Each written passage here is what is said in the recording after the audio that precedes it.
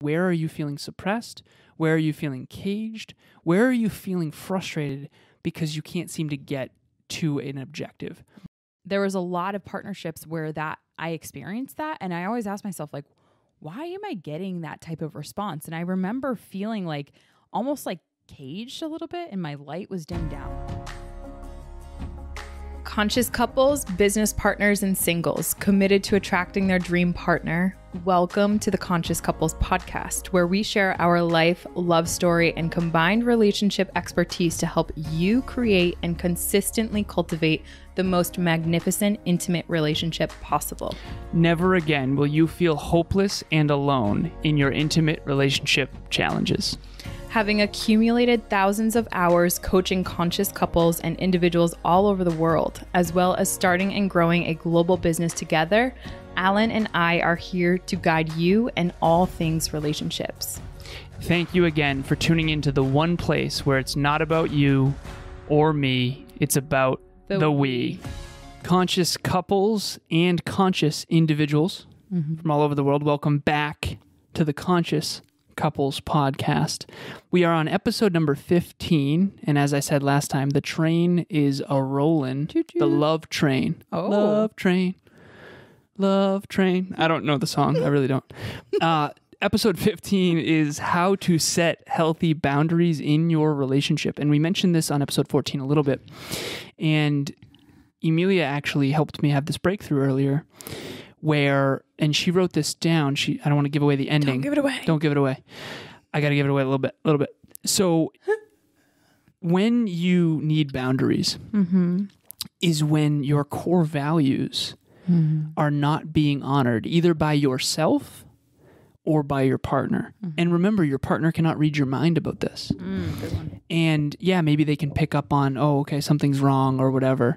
But we're going to jump right in. Before we do, shout out to Next Level Podcast Solutions for producing this show. Thank you. Ron, Aaron, Kevin, the whole team at NLPS. We appreciate you. We love you. Thank you.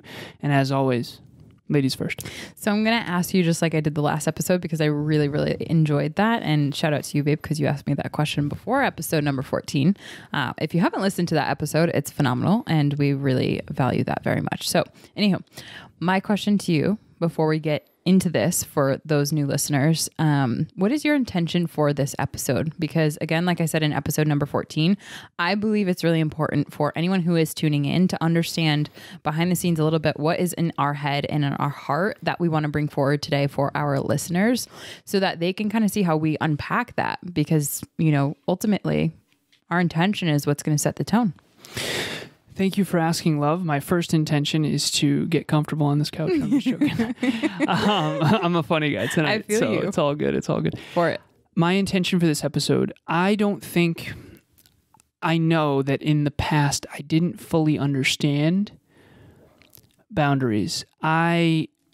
Growing up, I think that I didn't grow up in almost any boundaries. I have examples of family members calling me at 2, 3 a.m. drunk with challenges and really just not having a lot of boundaries. And I think that's where lack of boundaries starts, is typically with family. Yeah. And when you don't know the importance of having any sort of healthy boundaries, that usually translates into your intimate relationships later because that's what's quote unquote normal to you.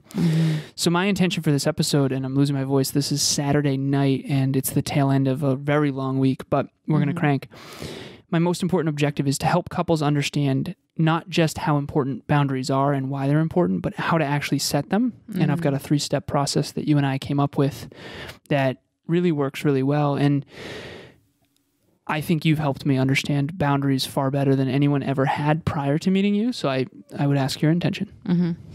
I would say with kind of jumping off what you just said, seeing the value that can come as a result of honoring your boundaries, which in irony, it's you valuing what you value, right? And we'll talk about this in this episode. But from an intention standpoint, I really, really hope to inspire people to love boundaries and not see them as something that is the end all be all to relationships. I feel like there's a lot of negative connotations when it comes to boundaries, and setting them is uncomfortable and whatnot. It's like it's just uncomfortable. It's like if I don't even want to give that example, but there's not a lot of repetitions, I think, in the boundary work with people. And why ultimately is because our brain is programmed to want to belong and want to seek comfort. And so when there's any sort of discomfort, which typically is a byproduct of boundary work, I want people to feel a little bit more at ease and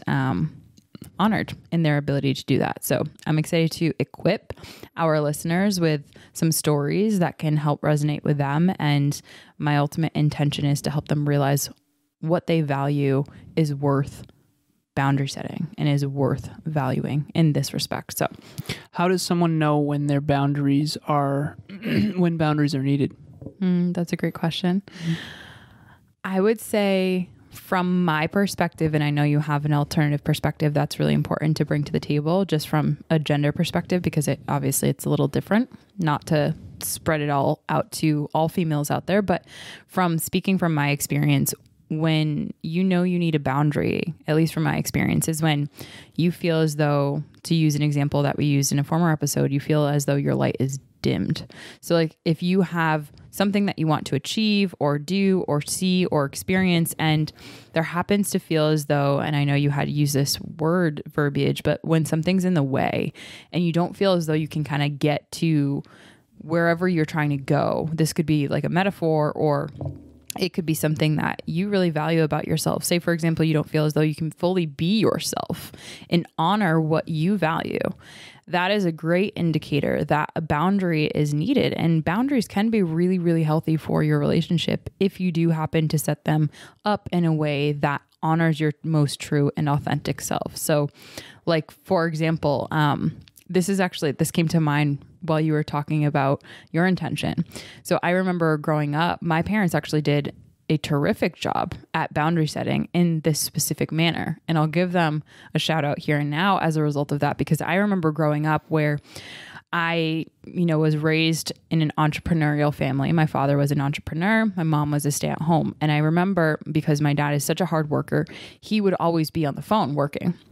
Always being on the phone, to the extent where when work was brought home and he's always on the phone, that would actually impede a little bit. And I'm sure they had a conversation around this on family time. And so the boundary was set. Let's put our phones on what was at the time like an island counter.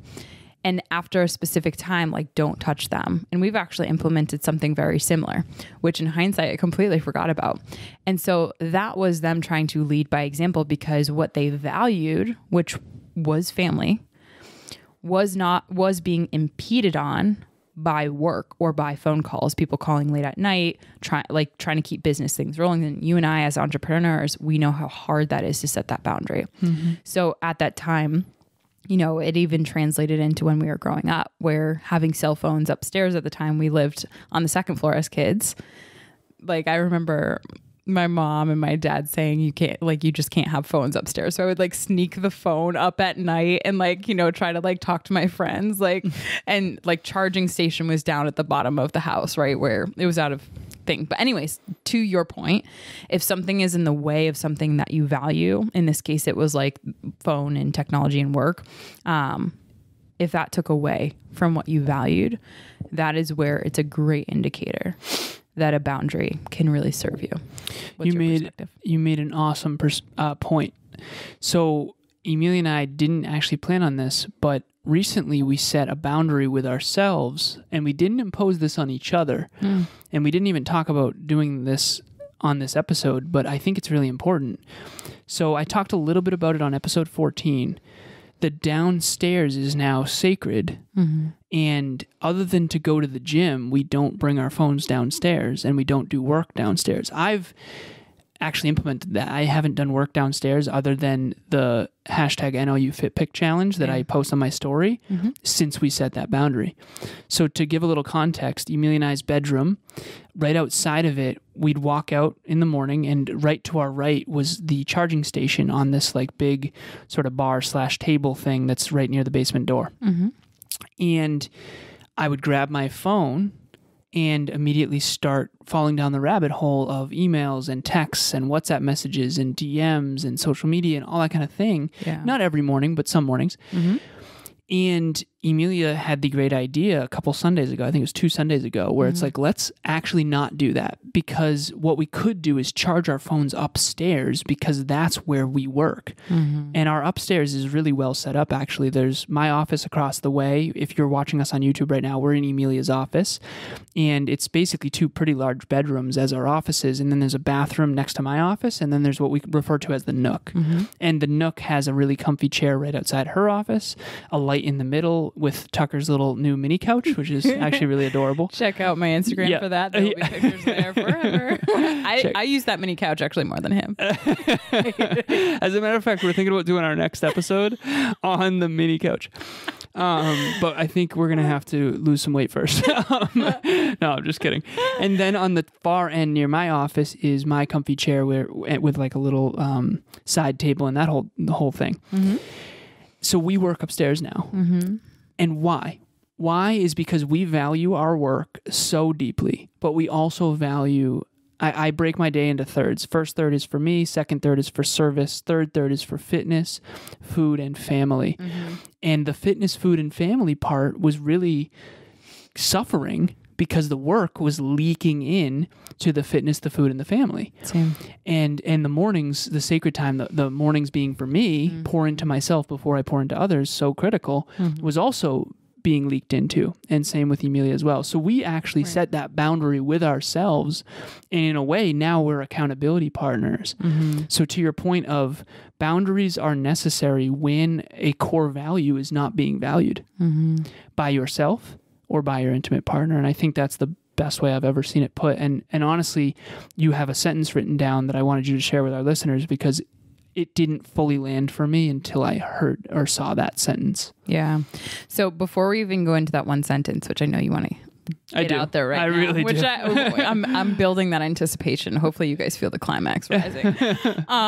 No, but I think that's a great example that you and I have recently implemented. And one of the things, just to rewind, I remember you had a really big challenge, and you were like, mobility was a big challenge for you. And you're like, I don't feel like I can really honor that. And that was a core value. Health and fitness is a huge core value of yours. And mobility is one of the things that you value so much. And you just expressed to me that you didn't feel as though you could, again, something getting in the way of you being able to honor what you value. And we did a whole like problem solving situation. It was really cool, really awesome on our Sundays where we optimize. We try to figure out like what is the biggest roadblock that's getting in the way from allowing us to honor what we value. And in that, we kind of reverse engineered that. Okay, well, where we have what was a like wooden bar, which was where the charging station was, that was on our footpath as soon as we left our bedroom, which is where all of our devices are going to be. So naturally, the go-to brain programming is pick up that phone, start to go down the rabbit hole. You and I are so service oriented. That's going to be a huge kryptonite if that is right there before you even can get to your yoga mat. So we were, after that whole thought process, we realized that the boundary that we really need to set is not necessarily around the discipline. Of course, there's other boundaries that we could look at, but at the very core root of it, we went down to, okay, the devices are in a spot where it doesn't enable us to naturally honor what we value. And it's getting quite physically in the way of doing so. And so that's a great example, which now, you know, in terms of you being able to pour into your cup first, which then allows you to pour into others, and then going into family and honoring all of those other boundaries, I've seen at least, you know, a huge cascade improvement from even that huge shift in us. So thank you. I appreciate that. And your idea with that innovation is going to change everything. I can already tell. What a great idea. It's already changing everything. Appreciate you, baby. Well, I'm grateful that you were able to hang in there and try to find and have that humility to be like, okay, well, what is really not working? What is truly the root of this? And that's the thing.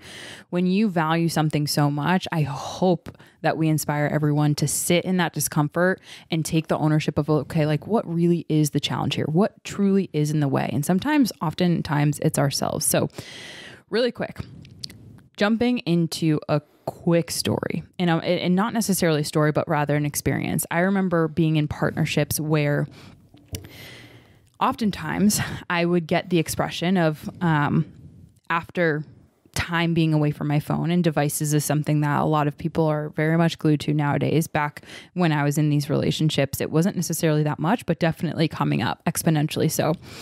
And at this time, I would often get the expression from a partner, like, why didn't you answer my call? If I wasn't on my phone after a couple hours, or I was out with friends, or I was doing something that didn't involve me being right on my device and so having a very quick response time, the question would be like, why didn't you answer my call? Why haven't you responded to my text? Like, why are you ignoring me? Or like going into all of these like sentences that almost made me feel like I was expected to be answering or available and responsive to my partner in the capacity and in the regard and in the time frame that was convenient and conducive to him, right? That served his needs. And there was a lot of partnerships where that I experienced that. And I always ask myself, like, why am I getting that type of response? And I remember feeling like almost like caged a little bit, and my light was dimmed down, and almost to the extent where it's like, I didn't want to answer your phone call, or I wasn't available. And now it's clear that, you know, you and I have such a healthy, I believe, a healthy relationship where that question would never even come into the realm of you and I's communication. Never has, never will. Like, that's just not something that we are there with. I will share this briefly though. One time Emilia hadn't picked up for a couple hours, and I was scared in terms of your safety. Yeah. And I ended up texting your mom, hey, have you heard from Emilia? Mm-hmm. And that was hard for me because we were fairly new at that point. I'm like, is that inappropriate? But right. I also, what if she was hurt? So beautiful. But it's not from the place of like me trying to make sure you're, you know, doing what I think you should do kind of crap. And it's so fascinating. I think a lot of people deal with this. Yeah. It's all stemmed from insecurity and trust issues, and that's a whole nother episode. But I did want to be authentic and share that I have done that, but from a safety perspective. Right. And it makes sense considering experiences that you've had where in instances where people have gone MIA, there always happened to be a negative experience on the other end of that. So I understand that. And that's a beautiful regard. What the experience that I'm talking about wasn't actually from this regard. Yeah. It was more so from the insecurity frame and from the 4 E's that I want to talk about underneath this myth that when you are in a partnership, that equivocates to or equals or means that you have ownership over the other person. And I want to bust that myth right on this episode because I see that all the time. When you are in a partnership, there is an unconscious belief, and we see this all the time, that you own that person to some regard. We've already talked about, like, we've already always heard like, oh, that's my girl, or like, oh, that's my guy. And when you even hear those words, it denotes that like there is some sense of ownership to that. And there's a lot of pride that, right, your partner chooses you and you are chosen by your partner as if you guys are some sort of material object to have and place ownership to. So that's a huge myth. When you're in a partnership, it is a mutual choice, but not ownership to be in a partnership. And that's the thing. So these three E's that I want to bring forward, and I have a 4th, but these 3 are primary ones that I want to make sure that people are being very mindful to when it comes to setting healthy boundaries. And Alan's going to get into the how of this part, but specifically, I want to take a look at enamorment. So enamorment pretty much in a very simple sense is like how enamored and in love and just like fuzzy-eyed are you at your partner, right? If we're looking at a 0 to 10 scale for each one of these words, I think 0 is like you're not enamored, not impressed, not respecting, not admiring, not in love and like all the fuzzies with your partner at all. Like not at all. 10 is the complete opposite. You might actually even be blind to some of the things in your relationship where they might be getting in the way of what you want to achieve or who you aspire to be or what you value.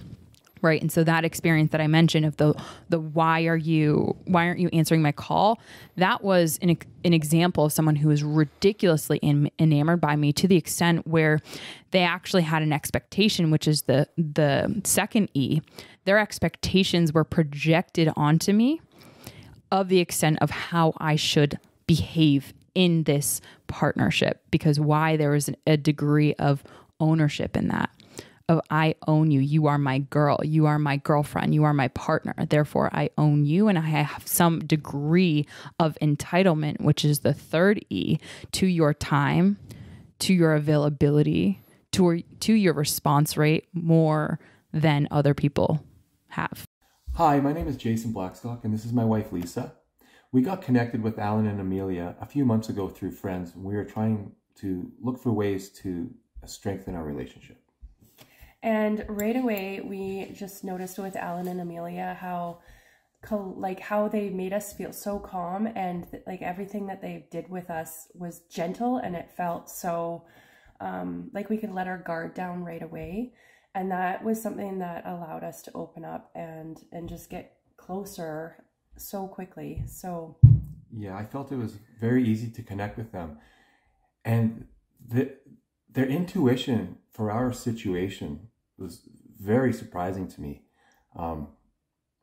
Both past and present, they just knew us. Mm-hmm. Yeah, they picked up on things that we didn't even think they would. They just, even in our mannerisms and the way we would look at each other at certain points in the conversation, it was just really cool to feel like they understood us. And it really gave us all the tools that we needed to work on us when we weren't talking directly to them. So we had like homework to do and things to work on, and it really elevated our relationship in big ways. And I think we're both really excited to keep working with Alan and Emilia, because you're never done working on your relationship. And I just feel like that is, if we're good, then the rest of our world is good with our children and our 4 kids. So yeah, we're very grateful that we met Alan and Emilia and are looking forward to the future. And so what I want to do is bring those 3 E's forward to ask you, where are you 0 to 10 in each one of these with your partner? Because what I found is that when you can be mindful and be in the center, be at the optimal level of 5 in terms of enamorment, when you can explain what your expectations are in a partnership, and when you can recognize where you might feel a sense of entitlement to your partner, being mindful and taking that approach can really help set a really healthy groundwork for those communications where you can set healthy boundaries. That 4th E that I want to bring in is a bonus in terms of environment. If you ever experience a relationship or a partnership where you feel as though you don't and you can't be in an environment that really does light you up and really does serve you, that is a great indicator of your free will and your liberty is being impeded on. And this is something that I've experienced in former relationships as well. I can't go these places, or I shouldn't go these places because of X, Y, and Z reason, as a result of my partner thinking he has ownership over me and my personal movements, my personal choices, my body, what I wear, what I don't, all those things. So that's a whole different conversation. And that's, different attachment styles we could get into, and we will at future episodes. But really what I want to bring in here is ultimately, I would say, experiences and I would say, honestly, examples where, babe, you and we just gave one in terms of what we've done recently. But really healthy areas where Alan and I have set boundaries that have actually served our relationship are, and I'm going to say 4 things. Okay, so I have on my remarkable 4 things really quick. Time. He and I schedule our time together. And that might sound weird, but it's the truth. We are not entitled to each other's time, because the truth is we don't feel a sense of ownership to one another. We have a sense of partnership. We choose mutually that. Sleep, bedtime, and alarm clock. Alan, you can share, when I had poor calendar hygiene, you made sure to call me out. Not calendar, alarm. Or alarm hygiene. Your calendar hygiene's always been extraordinary and quite frankly better than mine. So, so quickly, regarding the alarms, if you have a partner who doesn't respect your sleep and your boundaries and honors your core value of sleep, they might set an alarm for 6 a.m. when you could potentially sleep in. That's the only day you could actually get extra sleep. And they might not even ask you. They might not even tell you. They might just have the alarm go off and deal with it. And so and that's not you, by the way. Sorry. speaking of the alarm going off, oh my God. I obviously have to work on my alarm boundaries. But Emilia's never done anything like that. But I think 1 or 2 times her watch went off. And I just had asked, like, can you please let me know before bed what time you need to get up so that I can understand in advance and not freak out of, oh, do I have a meeting or whatever. Right. And so, yeah, go ahead. Yeah. So the 2 that we just went through, time and sleep. So like, for example, I really value sleep and I really value brain health because of a lot of challenges that I've gone through. And I've communicated that to Alan, and he's helped so much support in every capacity that he possibly can. And that's been amazing in our relationship in terms of honoring bedtime. Like, babe, what does your ideal night look like? Babe, what is the bedtime? You know, like, what are we trying to get to? Well, babe, it's a school night, so 8:00. No, I'm kidding. But here's another thing: solitude. Alan and I value solitude so much that we have even talked about a closed door policy. Matter of fact, before we even had this episode, we talked about the 4 different modes of working and how we spend and invest our time day to day, and how that might conflict with what we value. We should do an episode on that. We definitely the 4 modes. Yes. That would be powerful because I think that now that not everyone, but a lot of people are working from home a lot more than used to pre-COVID. I think that a lot of couples are having challenges with these different modes of, you're in work mode, but then you're in mom mode, then you're in dad mode, then you're in all these different hats you have to wear throughout the day. Right. I think that would be powerful. 100%. Yeah. I actually wrote that on our notes that we had. Nice. So then 4th thing that Alan and I really, really value is flow. So the concept of flow is getting into a cognitive state where time just slips away from you. And it's because you're aligned to your highest, I personally believe, your highest potential, if you will. And you're doing the things that you love doing so much that your time just slips away. It's not even a thing for you, right? And so high creative state, your brain is working in a capacity that when you're super distracted, that just doesn't come naturally. Also known as, if you're in a workout and you're in the zone, it's like that. That's flow. Yeah. There's a lot of neuroscience around that. So much neuroscience. Thanks, baby. With that, you and I value flow so much. And so we have specific communication channels and how we set up even our text hygiene and our, social media hygiene and all these things to help optimize for flow in our home. Like, even our home is set up for flow, right? And then R&R. So something that the listeners probably are familiar with is how much you love movies, and how much I love adventure. And when I say love, I mean value. You and I value these things so much, especially when it comes to our R&R time. And so you and I have set boundaries with one another, which you're going to go into the actual how of that, but we've set boundaries on that and in our relationship that has really served us. Why? And this is the thing, because boundaries, unlike what we've likely been told, if we've ever heard anything about boundaries, they're not necessarily to protect what you value. And that's the thing that I want to reframe here, because I think when you're in the protection mode, you get into the scarcity component. You get into the scarcity aspect of like, this is mine. Like, if you think about Smeagol in Lord of the Rings, like, precious, this is precious to me, which I think is a beautiful thing. But are you coming at it from a scarcity mode, or are you coming at it from an abundant mode, which is really truly that sentence that you wanted me to bring forward? Please. Truly, boundaries are there and are there to be set to honor what you value, and what you value meaning your core values.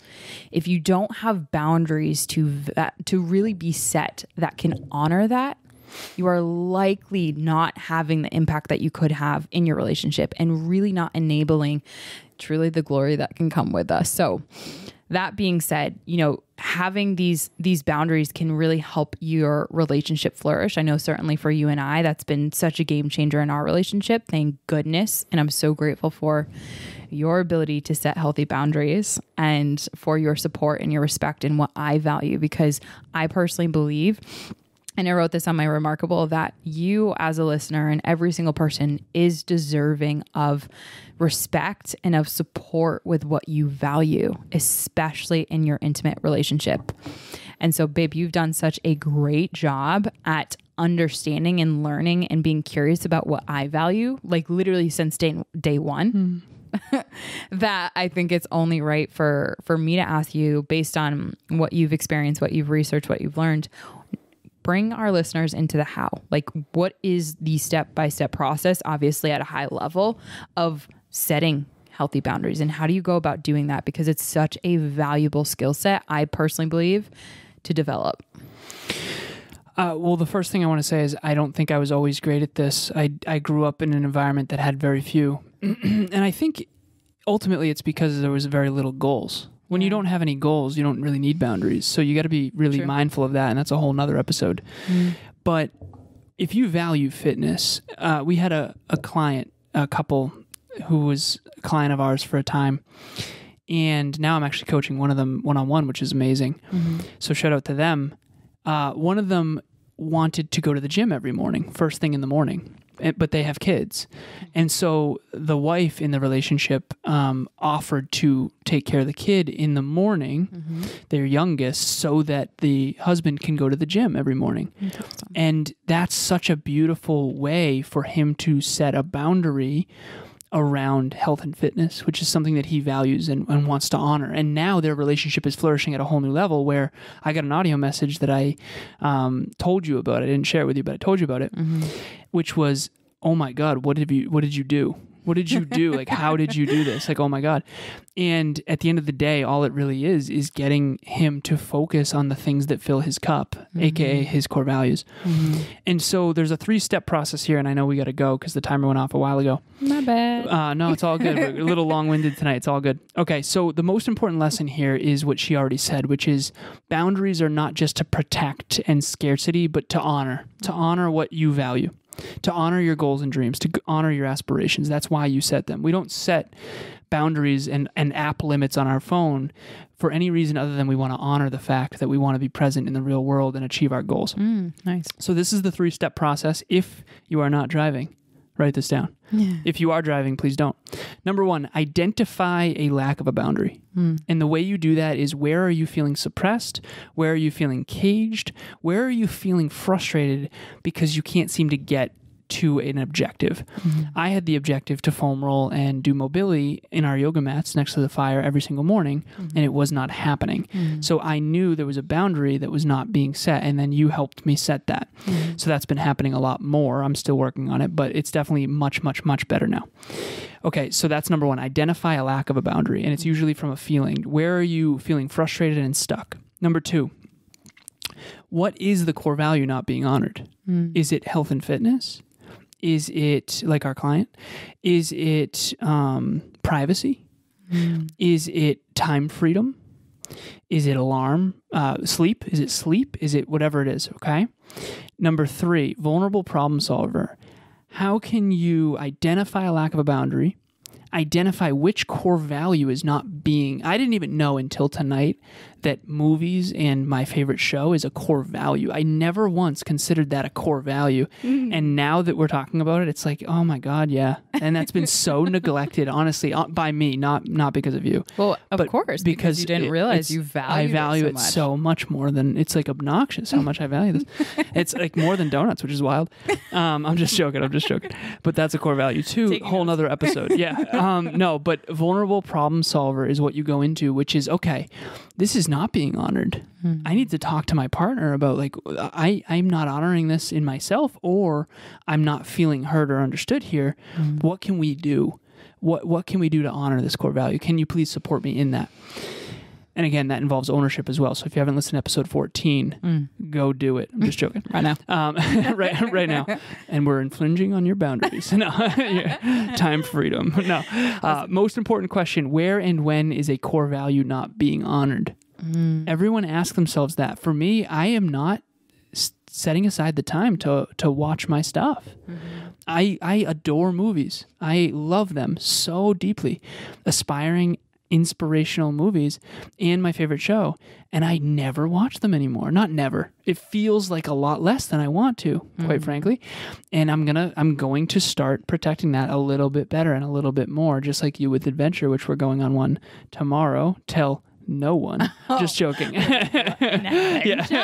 We're going on an adventure. And if you've seen The Hobbit, that's an unexpected adventure. It's an awesome series. One of our clients doesn't like it. Chris. But before we go here, where and when is a boundary, a core value not being honored, and what is the boundary that you can set to honor that more? We got to go here. But is there any last things that you want to say, sweetheart? No, I really just want to encourage people on that reframe of getting and shifting out. Number one, I would say realizing that you are deserving and you are enough to honor yourself. I think that that's number one. Number two is realizing that the reframe between protecting and shifting out of that scarcity and shifting into your own abundance. You are also deserving of that. So the reframe of protecting to honoring is huge. And I know that was huge for me. That's been huge for a lot of clients. That's even been huge for us, right? Because truly you are honoring, not protecting. Yeah. Yes, of course, it does need protecting, but you are the only person that can do that. And so if you can honor that, there's no protection needed, right? And then number three, I just think that there's so much opportunity for you and your partner to have conversations around that, all of our listeners, and for you to get around other people that might also be setting healthy boundaries and learn from them, right? We're going to have an event this month that's like really going to be talking about something a little bit different in terms of relationship paradigms and relationship insurance, but if you get around other people, I'd be curious, can you tell just by looking at them and how they operate and how they communicate, what do they value? How do you know that? Because you know and you can see where they set those boundaries, and they can be subtle. They can be obvious, right? So for example, like when you go to dinner with someone, do they put their phone away? Is it even on the table? Are they honoring present time with you, right? Those, like, I hope that our listeners look at life a little differently after this one, because it really can serve you, not just in your intimate relationship, while that is really important, but in everything, life in general. everything. Yeah. Yeah. Are you not even honoring your own boundaries? You breaking the promises you make to yourself. Yeah. And yeah, I know you wanted to talk about our event, and our event is about paradigms and relationship insurance. Go ahead, sweetheart. Yeah, I was just going to say, so to get around other people that are consciously evolving their relationships. These events are free, they're live, and they're virtual every second Thursday of the month. Alan and I host them 7 p.m. Eastern Standard Time, and we are really going to be diving into relationship insurance. So if you listen to episode number 14, you probably heard me say you probably have pet insurance, you probably have life insurance, you probably have car insurance, all the things that you quote unquote value, right? Even car insurance, all those things. You value those things. You don't want them to be harmed or hurt, or if that does happen, you want to be able to figure out a way forward. And so for relationships, if you do happen to feel as though there's any part of you that is growing away from your partner, or you and your partner are growing apart in any capacity, this event is for you. This event is for all of those people who want to learn from one another and how you can grow together, not apart. And so that's what this event is all about. The link will be in the show notes for you to click and sign up. Invite your partner, invite the people that you love and care about, so that you can learn how to honor what you value in your relationship. And also every Saturday, Emilia and I wake up in the morning and we get some tea and or bang and or coffee, and we do relationship talks, and it gets wild. I'm just joking. 4 jumping jacks, 8 burpees. Exactly. No yoga. I'm just joking. No mobility. I'm kidding. No, but seriously, book on the link on our calendar. We only do one a week. So please book as soon as possible. I do anticipate that eventually these will be months and months and months out. I'm very, very grateful. But there's nothing we enjoy more. Well, let me say this. We absolutely adore meeting our listeners. Yeah. We love talking relationships. We love meeting our listeners. So if you're a conscious couple or a conscious individual who's still single, or you're just a conscious couple and one partner wants to come, please join us. Click the link in the show notes, get on our calendar, and we can't wait to meet you. We met someone from Nigeria 2 weeks ago. And so awesome. So shout out to Miriam. Yeah. Am I pronouncing that correctly? I believe so. Okay, awesome. But yeah, we absolutely adore that. You are what makes this show great. And so we love to meet you and understand and help you. And that also helps us help our listeners, because that's where we create this content. So that's episode 15. Again, how to set healthy boundaries in your relationship and how to value donuts more. I'm just joking. As always, it's not about you. It's not about me. It's about the we. We'll talk to you next time. Bye, everyone. Thanks for joining us for another episode of the Conscious Couples podcast. We love connecting with the Conscious Couples community, so please make sure you follow us on Instagram. I am at Evolve with Emilia, and Alan is a Lazaros 88. Also, if you or your partner resonated with this episode, leave us a review at the link in the show notes, and please share this with someone you love and care about. Until next time, remember, it's not about you or me. It's about the we.